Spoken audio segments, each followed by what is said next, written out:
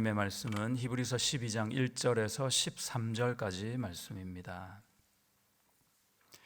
히브리서 12장 1절부터 13절까지의 말씀을 제가 읽기 시작합니다. 이러므로 우리에게 구름같이 둘러싼 허다한 증인들이 있으니 모든 무거운 것과 얽매이기 쉬운 죄를 벗어버리고 인내로써 우리 앞에 당한 경주를 하며 믿음의 주요 또 온전케 하시는 이인 예수를 바라보자.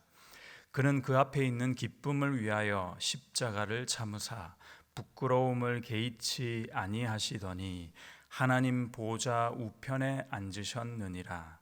너희가 피곤하여 낙심하지 않기 위하여 죄인들이 이같이 자기에게 거역한 일을 참으신 일을 생각하라. 너희가 죄와 싸우되 아직 피 흘리기까지는 대항하지 아니하고 또 아들들에게 권하는 것 같이 너희에게 권면하신 말씀도 잊었도다. 일러스되 내 아들아 주의 징계하심을 경히 여기지 말며 그에게 꾸지람을 받을 때에 낙심하지 말라. 주께서 그 사랑하시는 자를 징계하시고 그가 받아들이시는 아들마다 채찍질 하심이라 하였으니 너희가 참음은 징계를 받기 위함이라. 하나님이 아들과 같이 너희를 대우하시나니 어찌 아버지가 징계하지 않는 아들이 있으리요. 징계는 다 받는 것이거늘 너희에게 없으면 사생자요 친아들이 아니니라. 또 우리 육신의 아버지가 우리를 징계하여도 공경하였거든 하물며 모든 영의 아버지께 더욱 복종하며 살려 하지 않겠느냐. 그들은 잠시 자기의 뜻대로 우리를 징계하였거니와 오직 하나님은 우리의 유익을 위하여 그의 거룩하심에 참여하게 하시느니라. 무릇 징계가 당시에는 즐거워 보이지 않고 슬퍼 보이나 후에 그로 말미암아 연단 받은 자들은 의와 평강의 열매를 맺느니라. 그러므로 피곤한 손과 연약한 무릎을 일으켜 세우고 너희 발을 위하여 곧은 길을 만들어 저는 다리로 하여금 어그러지지 않고 고침을 받게 하라. 아멘. 귀한 말씀입니다. 오늘 본문에서는 신앙의 여정을 경주에 비유하고 있죠. 여러분 어떻게 지금까지 잘 달려오셨잖아요. 앞으로도 우리 주님이 강한 팔로 이렇게 이끌어 주시고 또 뒤에서 열심히 힘있게 밀어 주시리라 확신하고 또 기대합니다. 히브리서 기자는 장거리 계주 경기를 염두에 두고 있습니다. 정확히 그렇습니다. 실제 계주 경기에서도 팀원 중에 잘 뛰는 사람 1번, 2번이 있으면 그 처음에 앞에 제일 먼저 뛰게 하고요. 그리고 제일 마지막에 뛰게 한다고 합니다. 그것이 필승 전략입니다. 예수 그리스도께서는 우리 신앙계주의 경기에 선두주자시며 마지막 주자이시기도 합니다. 그 말씀이 2절에 있는데요. 예수님을 믿음의 주다, 온전케 하시는 분이시다라고 소개합니다. 믿음의 주, 이때 주는요 창시자라는 뜻이거든요. 주님께서 시작하셨다는 말입니다. 그리고 잘 마무리까지 해주시는 온전케 하셨다 하셨습니다.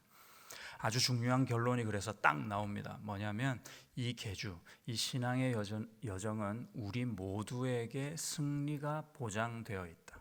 중간에서 아무리 못 뛰어도요 앞과 뒤에 예수님이 뛰고 계시니까 이 경기는 분명히 승리하는 겁니다. 누가 더 잘 뛸 수 있겠습니까? 그래서요 우리는 뛰기만 하면 됩니다. 여러분 뛰기만 하십시오. 포기만 하지 않으면 됩니다. 계속 뛰기만 하면 분명히 이 경기, 이 계주에서는 우리가 이기게 되어 있습니다. 우리가 경주하고 있다고 그랬는데요. 초대 교회 상황에서야 복음으로 핍박도 받고 어떨 때는 목숨을 내어놔야 되는 그런 극심한 상황들이 많이 있습니다. 많은 요즘 시대에 사는 우리는 이런 경우가 쉽지 않습니다. 누가 예수님 믿는다고 핍박을 하나 또는 어떤 아주 내가 감당 못할 희생을 요구받지는 않거든요. 그럼에도 과연 우리는 우선 어떤 믿음의 경주를 감당하고 있는가? 그 경주가 어떤 것인가? 그리고 만약에 그 경주를 하고 있다면 이 경주를 어떻게 잘 인내하면서 승리할 수 있을 것인가 하는 두 가지 질문을 오늘 우리 본문 초반절에 좀 집중하면서 보고자 합니다. 경주를 해야 할 때 해결해야 될 두 가지가 있다 하고 소개해서 좀 깊이 묵상해 봤습니다. 첫 번째는요, 무거운 것이 있대요. 경주를 해야 되는데 짐 보따리를 이 무거운 걸 지고 경주에 준비하는 사람이 누가 있겠습니까? 두 번째 해결해야 될 것이 얽매이기 쉬운 죄가 있다는 겁니다. 아주 최대한 가볍게 해가지고 앞으로 전진해서 뛰어야 되는데 뒤에서 뭐가 자꾸 잡는 거죠. 막 얽어매는 겁니다. 그걸 해결해야 잘 경주할 수 있겠다 하는 말씀이죠. 예나 지금이나 우리 개개인이 짊어진 인생의 무게는 녹록지 않습니다. 가벼웠던 적이 없는 것 같습니다. 지금도 크고 작은 삶의 문제들로 짓눌려 살아가고 있지 않나 싶습니다. 너나 나나 다 마찬가지입니다. 예수님을 신앙하는 여러분은 이럴 때 어떻게 그런 문제들, 이 무거운 짐을 극복하고 이겨내시는지요? 말씀은요, 어떻게라는 질문에 대해서 아주 단순하고 명료하게 그 해결책, 답을 제시합니다. 1절 보시면 벗어버리라. 얼마나 간단합니까? 그런 것들이 있냐? 그냥 벗어라. 그리고 버려라. 이런 겁니다. 벗는 건요, 기도로 해야 되고 버리는 건 주님께 버려야 합니다. 기도하면서 우리가 어떤 간절한 기도 제목이 있을 때 주님 이것 좀 해결해 주세요 하고 여전히 우리가 꽉 붙잡고 있는 모습이 있습니다. 그런 태도가 있습니다. 그런데 오늘 말씀을 좀 생각하면서 이렇게 할 필요가 있는 것 같습니다. 그걸 좀 내려놓는 겁니다. 기도를 하면서 정말 내 것이 아닌 양 한번 내려놔 보시는 겁니다. 그래서 이렇게 한번 해보면 어떨까 싶었습니다. 주님, 이 문제는 지금 이 순간부터, 내가 기도하는 이 순간부터 내게 아닙니다. 내 문제 아니에요. 이렇게 말씀드리는 겁니다. 그렇게 생각해 보는 겁니다. 그래서 나는 이 문제를 주님께 버립니다. 주님 겁니다. 좀 말하고 나니까 좀 뻔뻔스럽긴 하지만 그렇게 기도하는 겁니다. 수고하고 무거운 짐진 자들의 그 짐들을 다 내가 맡겠다 해주시는 거 아닙니까? 주님이 바라시는 기도와 태도의 모습일 겁니다. 베드로전서 5장 7절 말씀입니다. 너희 염려를 다 주께 맡기라. 이는 그가 너희를 돌보심이라. 염려를 다 주께 맡기라. 왜냐하면 이는 그가 너희를 돌보심이다 하는 겁니다. 언제나 이 말씀을 암송했다가 내가 염려가 생길 때, 걱정거리가 생길 때마다 내 염려를 다 주께 맡겨야지. 왜냐하면 주님이 나를 돌보시지. 기도하면서 꾸준히 선포하는 겁니다. 그러면 이 말씀대로 이 진리가 내 것이 됩니다. 두 번째는요, 얽매이기 쉬운 죄라고 했습니다. 이거 해결해야 되거든요. 여기서 죄가 단수라서요, 얽매이기 쉽다라는 것은 어떤 특정한 죄를 말하는 것이 아니라 죄라는 것이 일반적인 속성을 살펴보면 우리를 자꾸 얽매이는 그런 성향이 있다 하는 것으로 이해합니다. 경주에 임하는 선수가 힘있게 앞으로 나가야 하는데 뒤에서 자꾸 이제 얽매이는 거죠. 뭘 계속 묶고 다리를 걸고 목을 감아서 자꾸 나를 넘어뜨리려고 합니다. 그 죄라는 놈이 그렇습니다. 어느 세월에 그러면 그 결승점에 도달할 수 있겠습니까? 가기만 하면 이기는 이 경기에 다음 주자에게 이 바톤만 넘기면 되는데 이게 어려운 겁니다. 이 죄라는 놈 때문에 그렇습니다. 어떻게 해야 될까요? 말씀은 우리에게 단순 명료한 해결책을 제시합니다. 그것도 벗고 버리라는 겁니다. 벗어버리라. 나의 죄를 어떻게 벗을 수 있을까요? 나의 죄를, 이 얽매이기 쉬운 죄를 어디에 버린단 말입니까? 죄를 벗어버리라를 긍정적으로 바꾼 말씀이 바로 그 다음 절에 있습니다. 예수를 바라봐라. 똑같은 말입니다. 대꾸를 이루면서 반대되는 내용을 쓴 거거든요. 이때 바라보자 했을 때 이 두 가지 원어적인 의미가 있습니다. 한 가지는요, 모으는 겁니다. 막 모으는 거예요. 그 다음에 모았다가 가만두는 겁니다. 어디 못 가게 그걸 계속 유지시키는 겁니다. 예수님께 시선을 모으고 그 예수님을 계속해서 바라볼 수 있게 하라, 그런 뜻입니다. 그것이 예수님을 바라보자 하는 의미죠. 그러니까 이 앞에서 나온 이와 전혀 반대되는 그것이 얽매이기 쉬운 죄, 이 얽매인다라는 뜻에 있습니다. 얽매인다라는 것은요, 원어적으로 또 두 가지 의미를 가지고 있습니다. 하나는 참 쉬운 겁니다. 쉽게. 두 번째는 흐트러뜨린다는 겁니다. 분산시킨다라는 뜻이 있습니다. 그러니까 우리가 은혜 가운데 잘 있다가도 죄가 들어오면 어떻게 된다는 겁니까?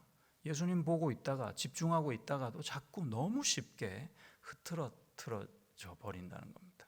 우리의 시선이 분산된다는 뜻입니다. 그거 하지 말자는 겁니다. 주님께 집중할 수가 없게 됩니다. 사업이 잘 안 되다가 사업이 또 갑자기 너무 잘 돼요. 일거리가 너무 많아져가지고 너무 바빠요. 주님을 바라볼 시간이 없는 겁니다. 그러면 그 바쁨이 오늘 말씀의 근거에서 죄입니다. 우리를 얽매이기 쉽게 하는 죄가 되는 겁니다. 우리가 주님 앞에 나와서 가지고 오는 소망도 마찬가지지만 이 소망이 너무 간절한 겁니다. 소망이 너무 간절한 나머지 주님을 온전히 바라볼 수 없게 할 때도 있지 않습니까? 그러면 이 소망이 뭐가 됩니까? 오늘 말씀에서는요, 죄가 될 수 있다는 겁니다. 지나친 사람 사랑, 인간 의존도 하나님께서 기뻐하신 적이 없습니다. 제가 중고등부 교사할 때로 기억하는데요. 우리 중고등부 학생들이 수련회를 다 와야 되는 게 항상 저의 이제 목표였습니다. 그래서 수련회 오면 100% 참석이 항상 목표고요. 수련회를 안 온다? 우리 반 또는 우리 중고등부에 있는데 이거 말이 안 되는 거예요. 한 수련회를 갔는데 제일 중요한 회장이 한 날 이 수련회 때 안 온 겁니다. 수련회를 다 마치고 가가지고 교회에서 만나가지고 물어봤어. 야, 너 왜 안 왔냐고 그랬더니 엄마가 이번 여름 수련회는 가지 말고 집에서 공부하라 그랬대요. 공부를 해야 되는 시점이었거든요.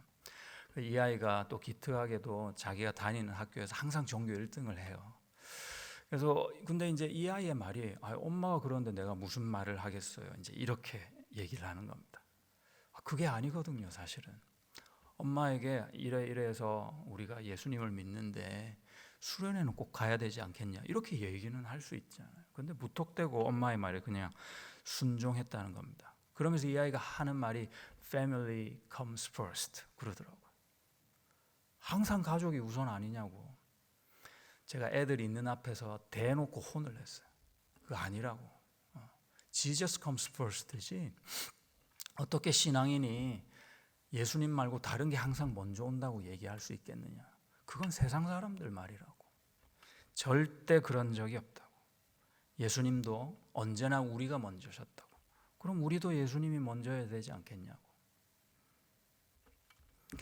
다시 돌아가면 어떻게 문제를 벗어버릴 수가 있는가? 문제가 닥치면 그 문제의 마음을 뺏기는 대신 그 문제를 주님께 맡기고 벗어서 버리는 겁니다. 네, 버린다는 뜻은 주님이 어떤 쓰레기만 가지고 가신다 라는 뜻이 아니라 내가 돌아보지 않는다는 의미에서 그렇습니다. 주님께 맡겼으니까 내 거 아닌 거라는 뜻이죠. 어떻게 그런 죄를 벗어버릴 수 있을까요? 그 죄에 집중하지 않고 십자가에 못 박히신 예수님께 집중하는 겁니다. 떨치기 힘든 죄가 계속 나를 넘어지게 할 때 그 죄 자체나 내가 또 넘어졌구나 이 나의 모습에 집중하는 것이 아니라 여전히 그래도 내 안에는 그 예수가 계신다. 여기에 집중하자는 말씀입니다. 그리스도를 힘차게 선포하는 겁니다. 이런 나를 위해서도 예수님은 십자가를 지셨다. 선포하는 겁니다. 그게 기도입니다, 여러분. 기도할 때 이런 진리의 말씀 계속 선포하면서 내용을 드리는 겁니다. 그럼에도 주님은 이토록 나를 사랑하신다. 그래도 나는 이겼다. 오늘 또 이겼다. 오늘 또 이긴 거다. 선포하는 겁니다. 담대히 선포하십시오. 분명한 사실이니 좀 과해도 괜찮습니다.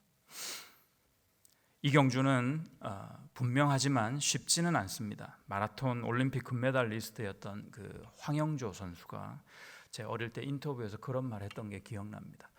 막 뛰다 보면 너무 힘들대요.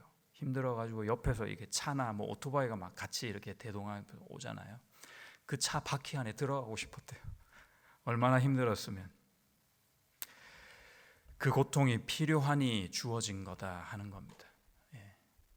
인내해야 합니다. 그런데 왜 인내해야 할까? 이 인내의 목적이 참 기구하기 그지없습니다. 7절 8절 여러분 한번 보십시오. 7절 8절 보시면 7절 앞부분 보시면 너희가 참음은 징계를 받기 위함이라. 이게 도대체 무슨 말입니까? 우리가 인내하는데 그 이유와 목적이 뭐라고요? 징계받으려고 인내해야 된대요. 인내하다 멈추면 징계도 멈출 거 아닙니까? 그러니까 계속 참아야 된대요. 계속 읽어보시면 하나님이 아들과 같이 너희를 대우하시나니 어찌 아버지가 징계하지 않는 아들이 있으리요. 징계는 다 받는 것이거늘 너희에게 없으면 사생자요 친아들이 아니니라.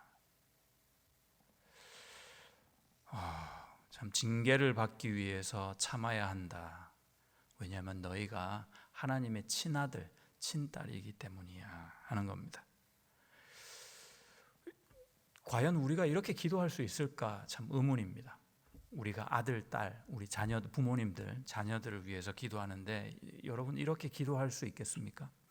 주님, 우리 아들, 이 딸이 오래 참아서 주님 주시는 고통을 충분히 받게 하옵소서.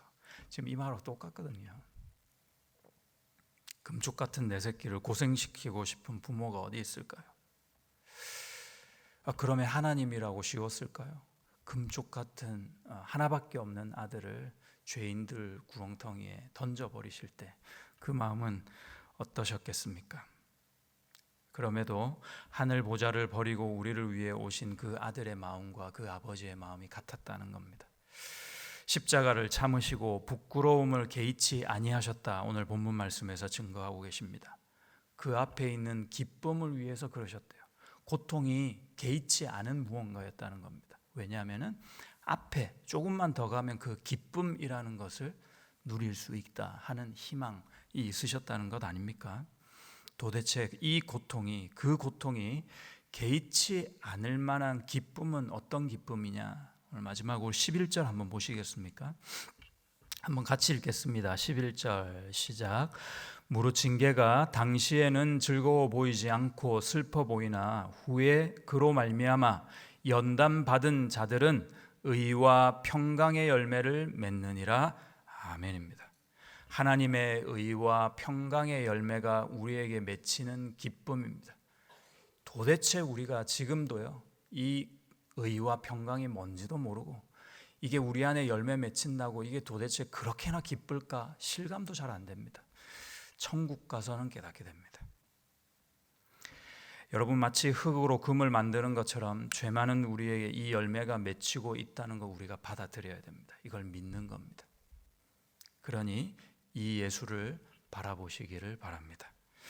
그래서 여러 모양으로 우리에게 닥쳐진 고난과 시련 가운데서도 믿음으로 이 경주를 잘 감당하실 수 있기를 그 예수님의 이름으로 응원하고 축복합니다. 찬송가